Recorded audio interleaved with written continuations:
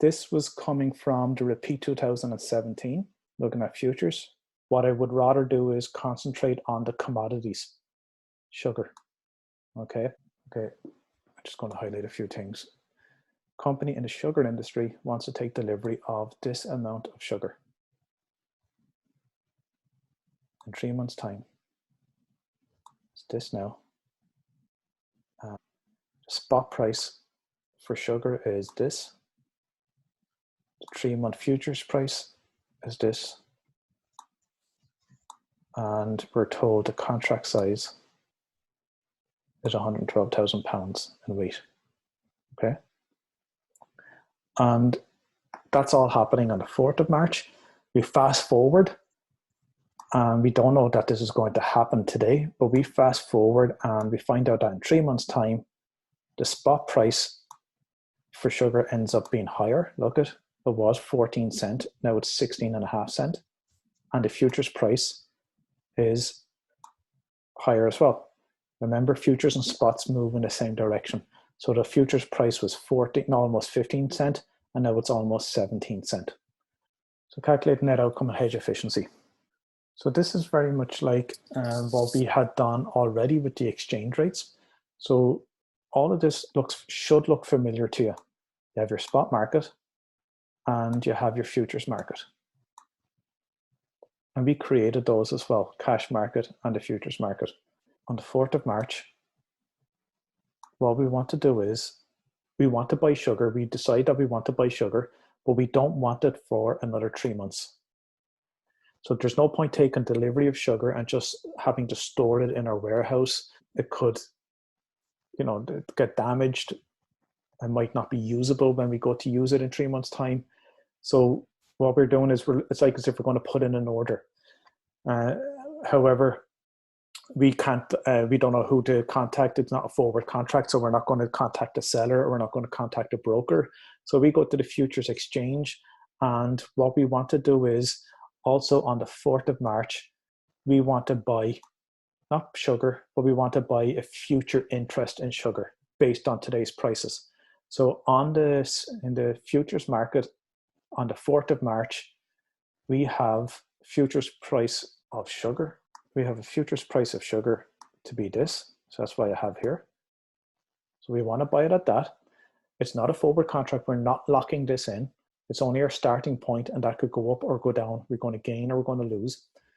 Our target, we would have liked to have bought it today at today's prices. That's the spot price, look. The spot price was this. We would have liked to have bought it at that, but it's just too much hassle to store it. And that was our target. We're trying to gauge it based on the futures, and we just wait and see. So in 3 months' time, then what happens is the price of sugar ends up being higher. So what actually happens in 3 months' time, the actual price of sugar ends up being this. The futures price ends up being 16.88. So the same date, the 4th of May, we have to close out our futures contract. In order to close it out, we sell our futures and we sell it at that price. So here we're going to find out whether we gained, which market do we gain, which market do we lose in. If you're going to get a gain in one and you hedge it correctly, you're going to lose in the other, and vice versa. So let's look at what happens now with our spot price. On the 4th of March, our target buy was just over 14 cents. We actually buy it for 16.5 cents. So therefore, we actually pay more for the sugar, and we're paying what we're paying more for in terms of the price difference is an extra just over 2 cents. Okay, so that's a loss of that. Remember, we were told that we're going to be taking delivery of 680,000 pounds of sugar, 680,000. And that means we're going to be paying an extra almost $15,000 for the same amount of sugar. So that's like a paper loss. We're paying that. So that's why we ended up in the futures exchange, because we're hoping to offset that loss, and it reduces our payment by almost that amount. If not, we want to have a perfect hedge. So let's look forward here. Let's look ahead here to the futures market. Okay, we bought futures at almost 15 cents. We're selling it now at almost 17. So that's great because we bought low, we're selling high, and we've just made a gain of just slightly over 2 cents. The thing is, you might be thinking, where's the 680,000? Can anyone tell me what I'm doing here? Because we've done it before with the exchange rates. If you recall, when we did any derivatives question with the exchange rates, options or futures, we needed contracts. Okay, we need to find out how many contracts. We can't come along and go into the futures market and say, I want to buy 680,000 pounds of sugar. They'll just say, sorry, you need to do that with a broker, or go directly to the seller and set up a forward contract because we can't do 680,000 pounds of sugar. Why can't we do it? Futures are standardized and we want to specify the amount of sugar, 680,000. So let's find out how many pounds of sugar we can actually trade in the futures market. And the key is finding out what the contract size is. And if you go back up here, you're told the contract size for sugar is 112,000 pounds. So for every one contract, we buy or sell 112,000 pounds of sugar. We want to actually buy 680,000. So let's find out how much we need. So the number of contracts here found is 680,000. That's what we want, divided by the contract size. And it's just over 6 contracts is what we need. The futures market can't give us 6.07. That's why I'm saying we might have to go to a broker for that. But what the futures contract can give us is 6 or 7. And we're not going to go with 7 because we're overexposing ourselves to those extra fluctuations, just in case it goes against us. So we're going to round that down to 6. And that's why I have 6 here.